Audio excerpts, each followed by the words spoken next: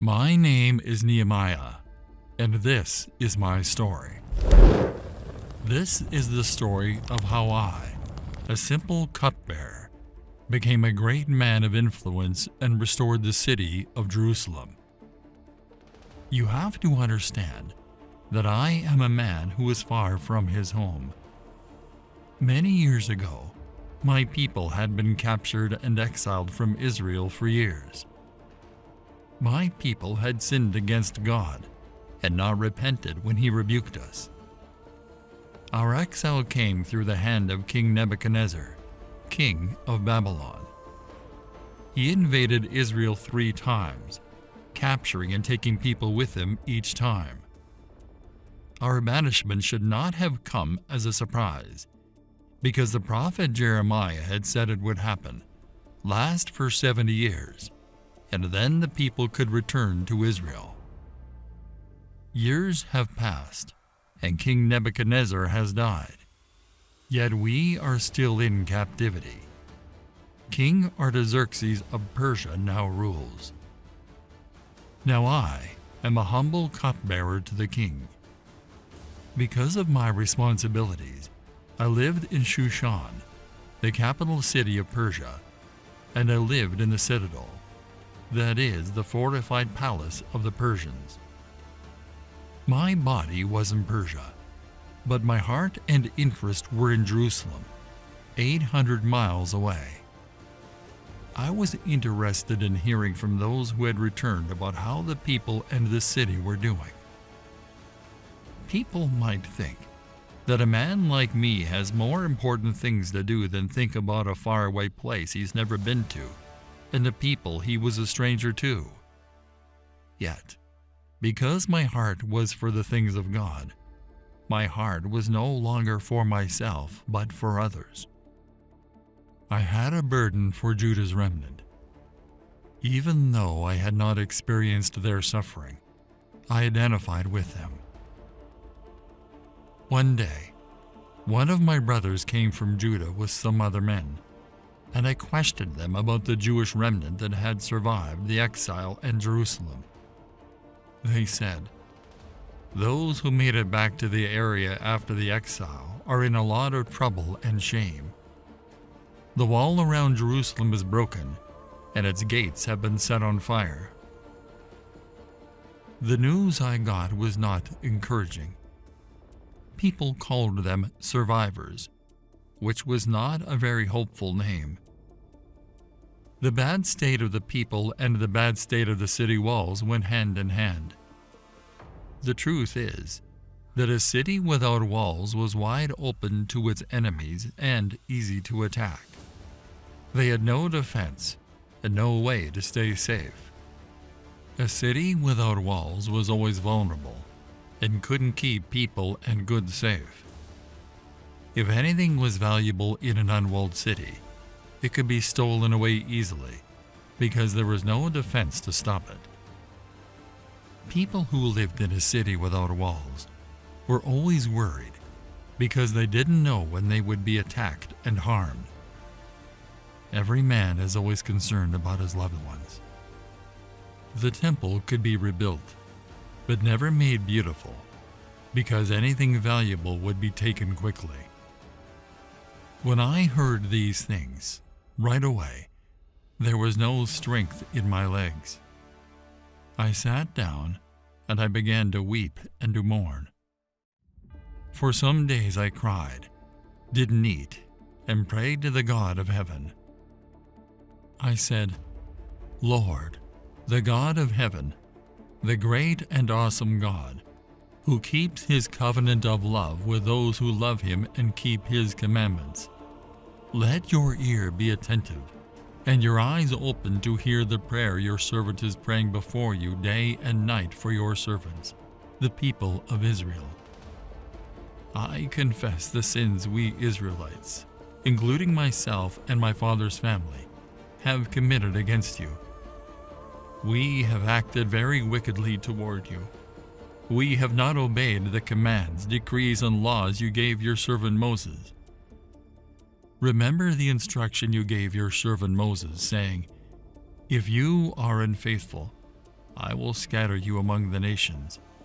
But if you return to me and obey my commands, then if your exiled people are at the farthest horizon, I will gather them from there and bring them to the place I've chosen as a dwelling for my name. They are your servants and your people, whom you redeemed by your great strength and your mighty hand. Lord, let your ear be attentive to the prayer of this your servant, and to the prayer of your servants who delight in revering your name. Give your servant success today by granting him favor in the presence of this man. I didn't complain or see who could fix this problem.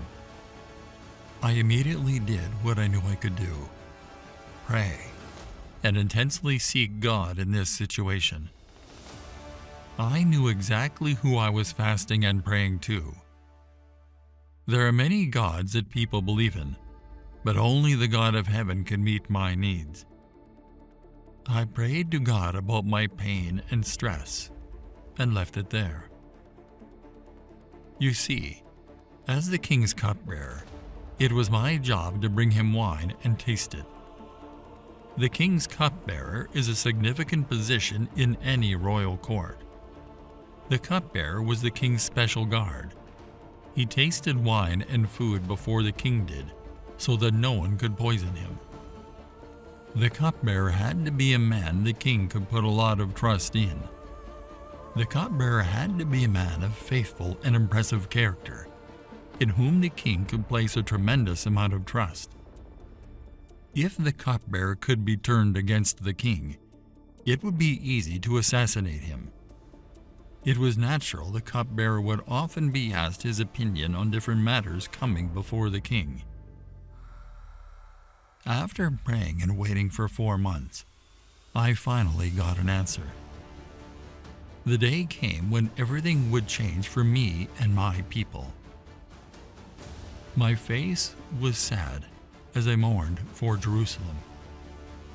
This was the first time the king had seen me sad, so he asked me, "Why does your face look so sad when you are not ill? This can be nothing but sadness of heart." In the king's court, being sad was against the rules. This was true of many king's courts. The idea was that the king was such a great person that just being around him would make you forget all your troubles. The king could have thought he was badly insulted when I looked sad. When the king said, "This is nothing but sorrow of heart," I knew the king had noticed my sadness, and that the king took it seriously. The next words from the king could easily be, "Off with his head." I was very afraid, but I told the king the honest truth. May the king live forever. Why should my face not look sad when the city where my ancestors are buried lies in ruins, and its gates have been destroyed by fire?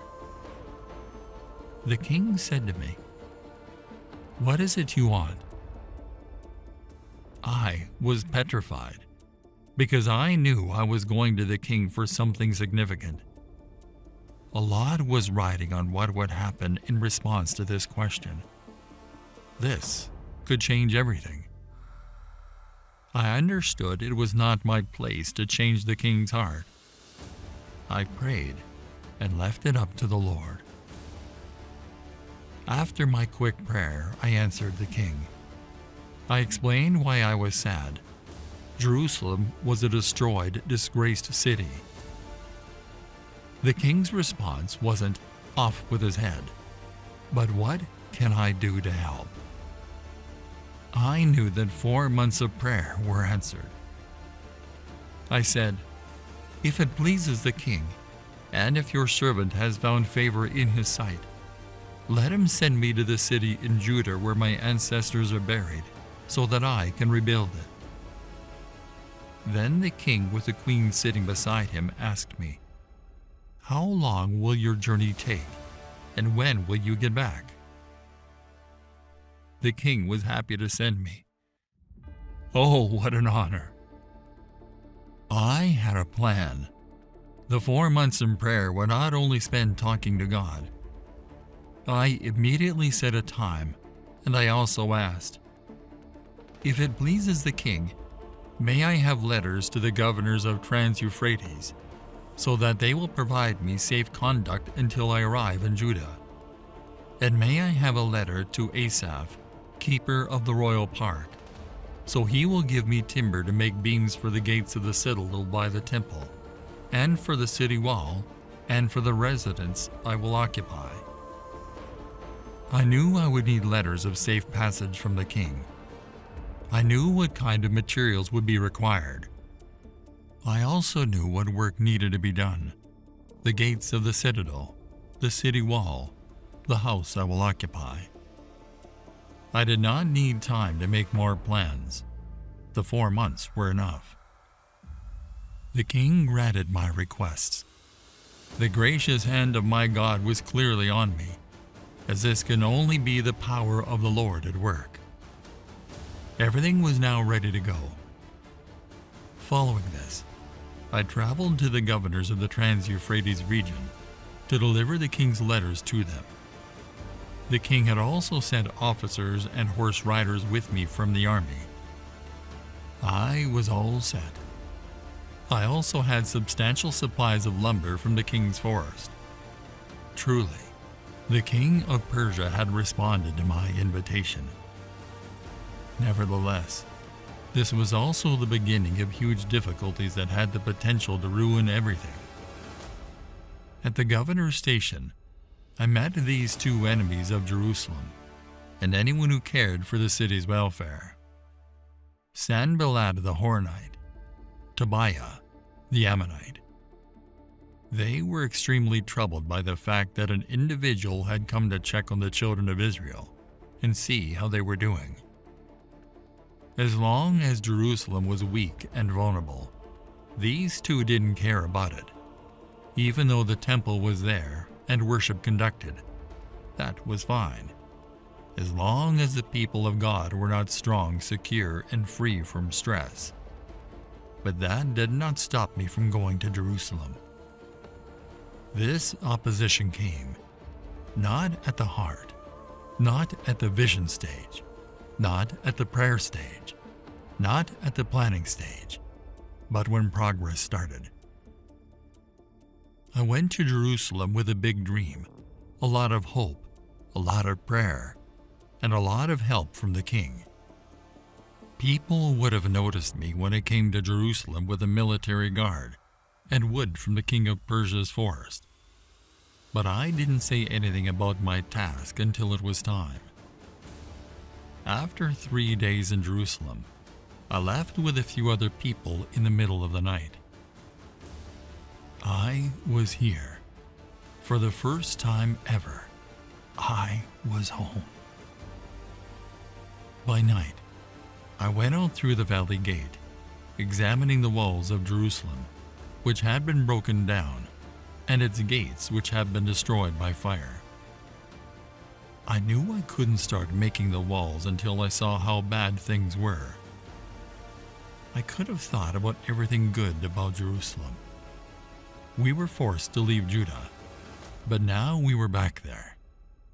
They built the temple. There were sacrifices and worship. Even though progress was slow, it was happening. There was a lot to be thankful for in Jerusalem, but sometimes you have to look at what's wrong, which is what I did. The officials did not know where I had gone or what I was doing, because as yet I had said nothing to the people there, priests, nobles, officials, or any others who would be doing the work. Jerusalem's people and leaders did not just sit around and wait for a hero to come and rebuild their walls. Most likely, they had accepted that it was impossible. It seemed like no one could fix a 100-year-old problem. Years ago, when someone tried, enemies simply stopped them. So they lived with it. Then I told them, You see the trouble we are in. Jerusalem lies in ruins, and its gates have been burned with fire. Come, let us rebuild the wall of Jerusalem, and we will no longer be in disgrace." Now, when I came and explained the vision for the rebuilding of the walls to the leaders of the city, there was a tremendous amount of importance attached to the meeting. It was impossible for me to complete the task on my own, and I would have been in a lot of trouble if the leaders didn't back me up. I told them about the gracious hand of my God on me, and what the king had said to me. I assured the leaders this wasn't my project. It was God's project. They replied, "Let us start rebuilding." So, they began this good work.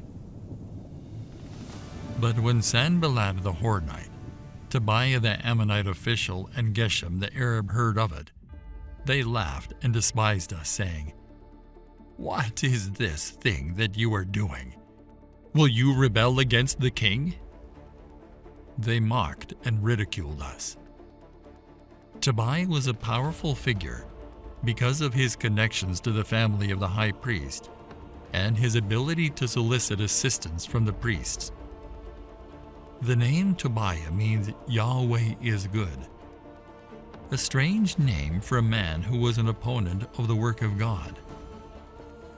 Through his marriages, Sanballat was connected to the priestly families. These men were my fellow brothers and the citizens of Jerusalem. We might have thought they would have supported my work, but they did not. Opposition is always difficult. But when brothers disagree with you, it feels like you've been betrayed on top of everything else. Sanballat and Tobiah used scorn in their attack. They wanted me to feel mocked, stupid, and foolish. They showed their spite and despised us with a mocking edge. They asked me, "Will you rebel against the king?" This question shows that both Sanballat and Tobiah didn't think much of God's power. The fact that they asked that question showed that they thought the king of Persia was the most powerful person in the land. First, they were completely ignorant. They had no idea what they were talking about. Even if they didn't know it, the king had given his blessing. The king helped with the work. Second, they didn't care about how much power God had. Even if the king of Persia was against this work, it didn't matter, because the God of heaven and earth was for it. I didn't care about their remarks, so I told them, "The God of heaven will give us success. We, his servants, will start rebuilding.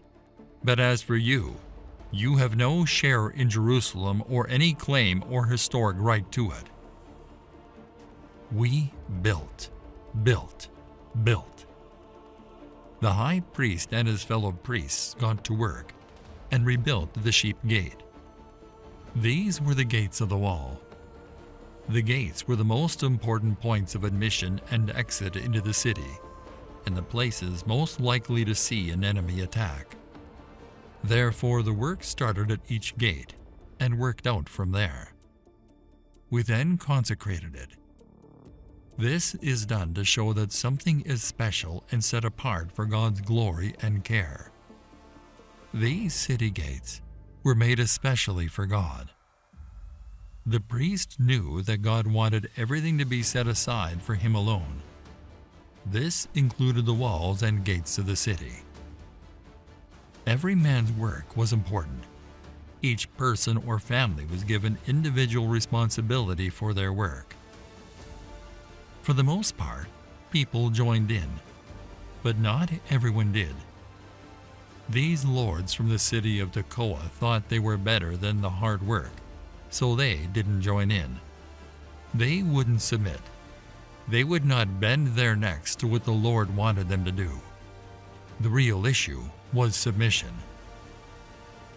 The Yeshana gate was repaired by men of different professions, not professional builders. They didn't have the skills to do this kind of work. It seemed like they had a good reason not to do anything, but they jumped in and did the work anyway. Even though many people didn't think they were prepared or able, they built walls around Jerusalem. They laid its beams and placed its doors with their bolts and bars. I held each man responsible for the work he did. Each man was in charge of a certain part of the wall, and it was known he was responsible for it. No one wanted people to think they were bad at working for God. We got both high and low people to work together. The men who lived in a single room, the leaders and the high priest worked together. I didn't mind if people tried new things. I also told people to start with their own homes. And I didn't turn people away because they had sinned or lied in the past. When Sanballat found out that we were repairing the wall, he took offense and grew enraged. He made fun of us, and in front of his companions and the army of Samaria, he asked, "What are those feeble people doing? Will they restore their wall? Will they offer sacrifices? Will they finish in a day? Can they bring the stones back to life from those heaps of rubble, burned as they are?" Tobiah the Ammonite, who was standing by his side, spoke up and said, "What they are building, even a fox climbing upon it would break down their wall of stones." After the work had already begun, they became outraged and quite agitated about the situation. Like most attempts to make you feel bad, the enemy's words contain a grain of truth. As builders, we would not complete it in a day. We did not have the best tools to use. I didn't argue. I didn't form a committee. I didn't even deal with the two enemies directly. Instead, I took it to God in prayer. I prayed, "Hear us, O God, for we are despised. Turn their insults back on their own heads. Give them over as plunder in a land of captivity. Do not cover up their guilt or blot out their sins from your sight, for they have thrown insults in the face of the builders." So we rebuilt the wall till all of it reached half its height, because the people worked with all their heart. But Sanballat, Tobiah, the Arabs, the Ammonites, and the people of Ashdod were very angry when they heard that the repairs to Jerusalem's walls had started, and that the gaps were being closed. They all plotted together to come and fight against Jerusalem, and stir up trouble against it. Now, instead of just complaining or making fun of me, they made threats and made plans for violence. This was serious. The wall was built to protect against violent attacks, but now it looked like the wall itself might cause an attack to happen. People could have been afraid and worried that all their hard work might be for nothing. They wanted to create confusion among the people of God. Confused people will never move forward and fulfill God's work. They are usually confused because they are distracted by the tricks of their enemies, instead of focusing on God and His promises. Nevertheless, we prayed to our God, and because of them, we set a watch against them day and night. We wouldn't stop praying to God because of anything. We could have given up, thinking that God wasn't answering our prayers because the attacks kept happening. But we had more faith in God than that. I was determined. I wouldn't let the security of daylight or the sleepiness of night keep me from the work. This sent a powerful message. It sent a message to the people of God saying, "We are committed. This will work out because God is with us and will help us get past every problem." It sent a message to the enemies that they would not be victorious in their endeavors. The work that God has begun cannot be halted, since it is already in progress. It doesn't matter whether it means sleepless nights or tired days, because we are willing to do whatever it takes to get the job done. It sent a message to God. We trust in you, and our faith is a living faith, a faith of actions, not just words. We love and trust you, Lord. On the other hand, the difficulties did not stop. In addition to the difficulties that came from the outside, there were also difficulties that came from within. Judah said, "The strength of the laborers is failing, and there is so much rubbish that we cannot build the wall." Judah was supposed to be the tribe with the most strength and bravery. It was the tribe that produced mighty kings. The fact that this word originated from the tribe of Judah served both as a unique obstacle and a source of discouragement. The halfway point is a dangerous place. Much remains to be done, but fatigue sets in because much has already been done. The task is not yet over. Rebuilding the walls required not only construction, but also cleaning and carrying away the garbage that accumulated during the process. The ruins of the walls, lying in waste for 100 years, had become a collecting point for all kinds of rubbish. Clearing away the rubbish was not an option. It had to be done. The destroyed parts of the wall and the accumulated rubbish had to be cleared away so the walls could be rebuilt upon their foundations. The walls wouldn't stand if they didn't do this. And our adversary said, "They will neither know nor see anything till we come into their midst and kill them and cause the work to cease." Things were already in a bad state, and the discouraged workers felt like giving up. Now the enemy was making plans to attack the workers who were rebuilding the walls. The enemies knew by now the only way to get them to stop serving God and doing His work was to slay them. The people who lived near us came and told us about the evil plan. God's enemies did everything they could, but God was always in charge. The enemies didn't know the people who were loyal were listening to what they were planning. Those who heard the plan didn't have enough sense to know what to do. They were scared, and I think it bothered them that I wasn't scared too. I stationed some people behind the lowest points of the wall at the exposed places, posting them by families, with their swords, spears, and bows. After taking a look at everything, I stood up and told the lords, officials, and the rest of the people, "Don't be afraid of them. Remember the Lord who is great and awesome, and fight for your families, your sons and daughters, your wives and your homes." I commanded them to bring out their armor. It was time to get serious, to put on the full armor, and get ready to fight with every resource at our disposal. I looked at the big picture. Even though the task was hard, there was no reason to be afraid. I made sure they didn't forget why they were fighting. When our enemies heard that we were aware of their plot and that God had frustrated it, we all went back to the wall, each to our work. As soon as the adversaries noticed the defenses, they began to retreat. They didn't want to fight, since they were confident they would come out on the losing side. The enemies wanted the people of God to hand them an easy victory by failing to watch and be ready.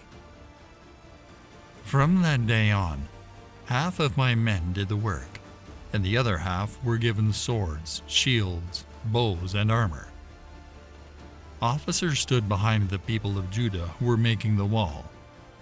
The people who carried supplies did their jobs with one hand while holding a weapon in the other.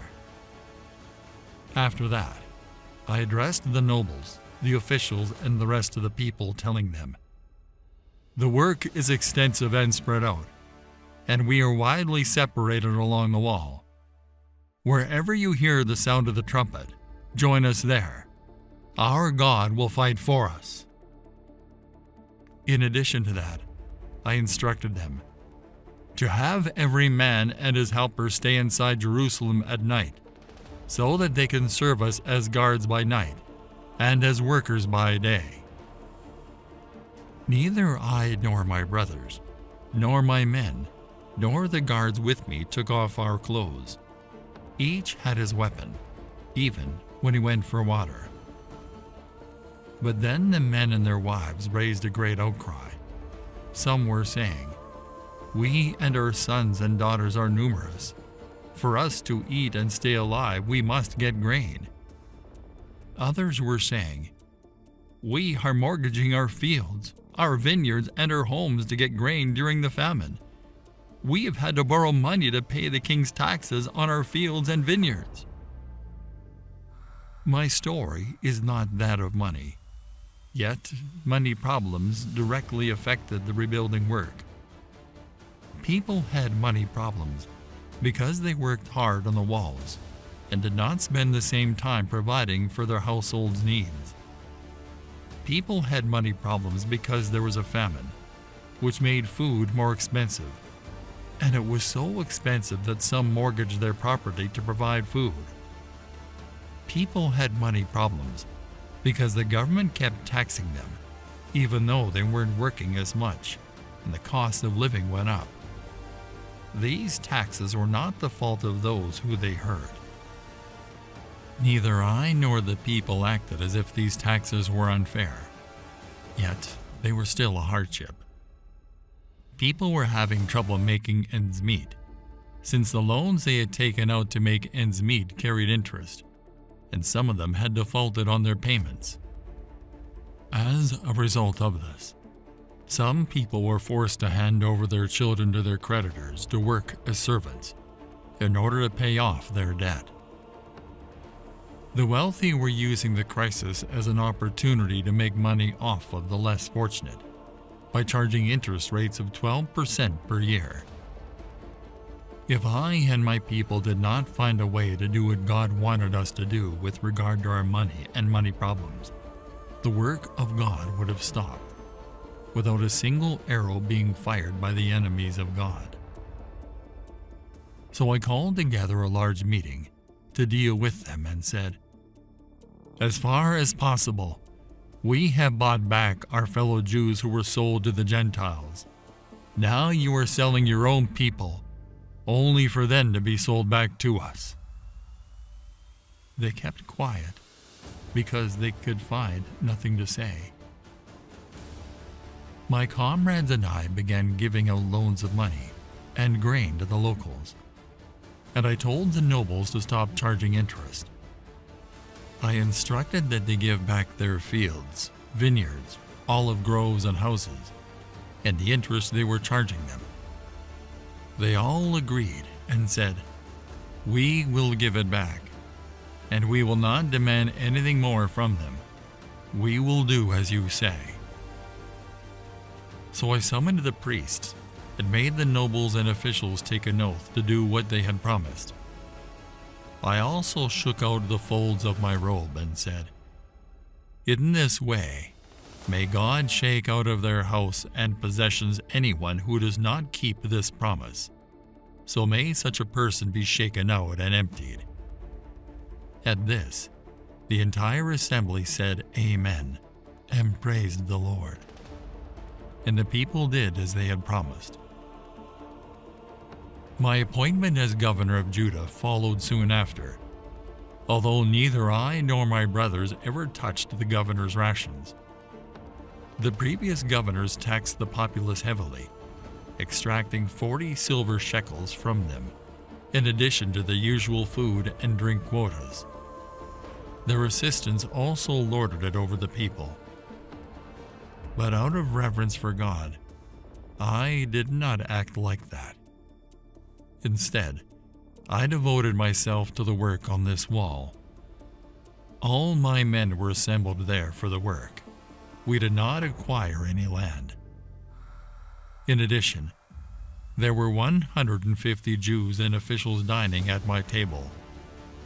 Each day, 1 ox, 6 choice sheep, and some poultry were prepared for me, and every 10 days an abundant supply of wine of all kinds. Despite all of this, I never made a demand for the food that was supposed to be given to the governor, since the demands that were placed on these people were so great.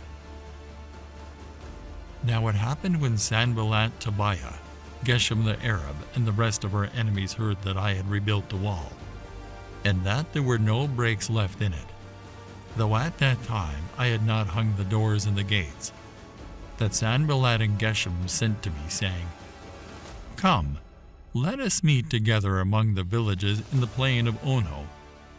But they thought to do me harm. I was able to see through the outward appearance, so I sent messengers to them, saying, "I am doing a great work, so that I cannot come down. Why should the work cease while I leave it and go down to you?" But they sent me this message 4 times, and I answered them in the same manner. Using discernment, I would not only escape their trap, I won't even be distracted from my work. I was persistent in my discernment. Then Sanballat sent his servant to me as before, the 5th time, with an open letter. In it was written, "It is reported among the nations," and Geshem says, "that you and the people plan to rebel.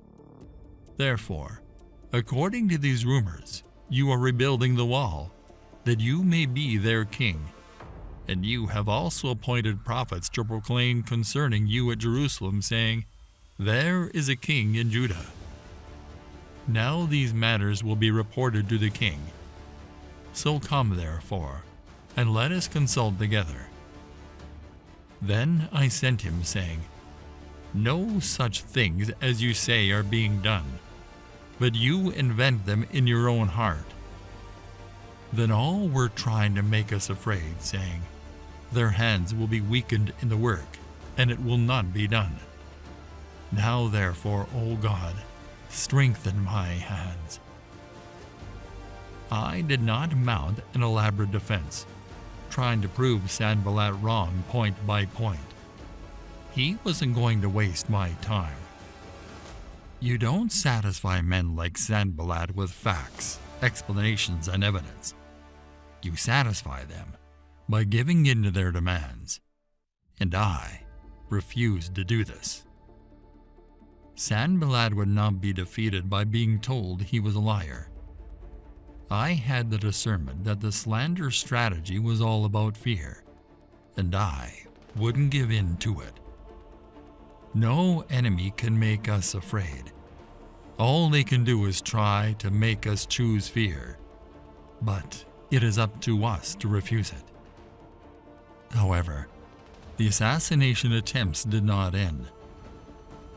When I went into the house of Shemaiah, who was confined at home, he said, "Let us meet and take refuge together in the house of God within the temple, and let us shut the doors of the temple, because they are coming to kill you, and they are coming to kill you at night."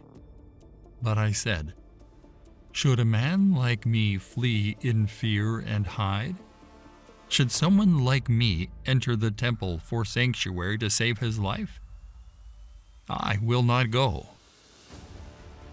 Shemaiah made an attempt to instill fear in me and convince me to disobey God as a result of this fear. The temple was off limits to everyone who was not a priest, which included me. If I followed Shemaiah's advice, I would have been disobeying God and sinning against him. I came to the realization that God was not the one who had sent him, but that the enemy had commissioned him to make a prophecy against me. He had been hired to intimidate me, so that I would commit a sin by doing this, and then they would give me a bad name to discredit me. When word spread that the wall had been finished, the surrounding countries were struck with fear and lost their confidence upon learning that it had been built with the help of our God. The amount of time that was necessary to complete the task was astonishingly brief. After falling into disrepair more than a century earlier, the walls were rebuilt in only 52 days' time. Why wasn't the job done in the more than 100 years before? It wasn't that no one saw the problem. It wasn't that walls were not wanted. The destruction of Jerusalem's walls was witnessed by many, and everyone knew how it affected the city's residents. Yet no one ever moved past wishing Jerusalem still had walls. When the wall was finished, their enemies were very disheartened. It is glorious to dishearten the enemies of God's people and let them be discouraged for a while. Our enemies were disheartened not just because the wall was finished, but especially because it was evident that God did the work. A strong, secure people of Jerusalem were a witness to surrounding nations. Yet the nobles of Judah had no trouble being friends to such a man, because he had family ties to many in the tribe of Judah. Also, nobles of Judah were sending many letters to Tobiah, our enemy opposing the wall, and replies from Tobiah kept coming to them. Many in Judah were under oath to him. They kept reporting to me his good deeds, and then telling him what I said. And Tobiah sent letters to intimidate me.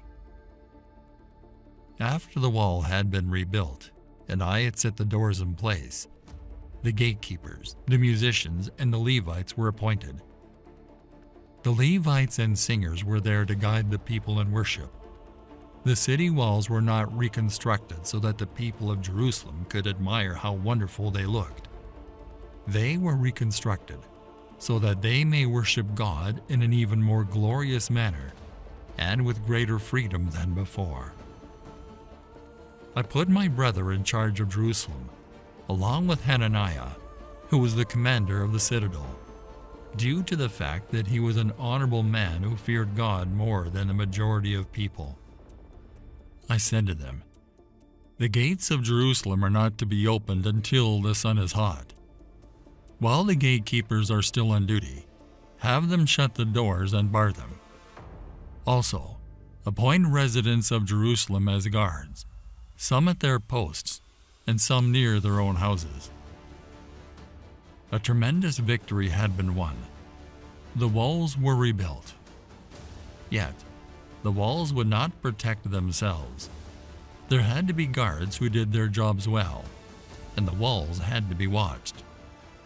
The gates were to open late and close early, because security was very important. Now the city was big and open, but there were not many people living there, and the homes had not been rebuilt. Then my God told me to gather the nobles, the leaders, and the people, so that their family trees could be written down. I wanted Jerusalem to grow and prosper. But before that could happen, I must know who is already there, just as when I toured the broken down walls. With all these events, something great happened. There was a revival. All the people gathered together as one man in the open square in front of the water gate. They told Ezra the scribe to bring the book of the law of Moses, which the Lord had commanded Israel. Ezra was the man responsible for having the temple rebuilt and for returning God's people to worship. I just carried on the work that Ezra had begun. So Ezra the priest brought the law before the assembly of men and women, and all who could hear with understanding, on the first day of the 7th month. Then he read from it in the open square in front of the water gate from morning until midday, before the men and women and those who could understand, and all the ears of all the people were attentive to the book of the law. The book of the Law of Moses refers to the first 5 books of the Bible: Genesis, Exodus, Leviticus, Numbers, and Deuteronomy. This was Israel's instruction manual for how to walk before God. And I, the governor, Ezra the priest and scribe, and the Levites who taught the people, said to all the people, "This day is holy to the Lord your God. Do not mourn nor weep." For all the people wept when they heard the words of the law. Then he said to them, "Go your way, eat the fat, drink the sweet, and send portions to those for whom nothing is prepared. For this day is holy to our Lord. Do not sorrow, for the joy of the Lord is your strength." So the Levites quieted all the people, saying, "Be still, for the day is holy. Do not be grieved." I was not merely concerned with the external reconstruction of Jerusalem. I also devoted myself to the religious reform of Judah. I saw a need, got up, got a clear picture of what I wanted to do, made a plan, and got other people to join me in my cause. I stand as a testament to faithfulness and perseverance. I lived far away from my home, but I never stopped hoping that I would be able to go back. I spent most of my life in exile in a country where people didn't believe in God, but I never stopped believing in the God of Abraham, Isaac, and Jacob. I was a prayer warrior who brought everything to God in prayer and prayed for my people. I was honored for my hard work and persistence.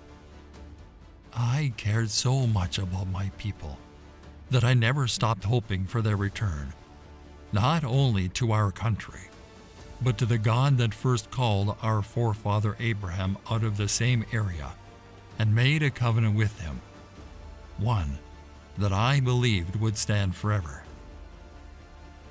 My name is Nehemiah, and this is my story.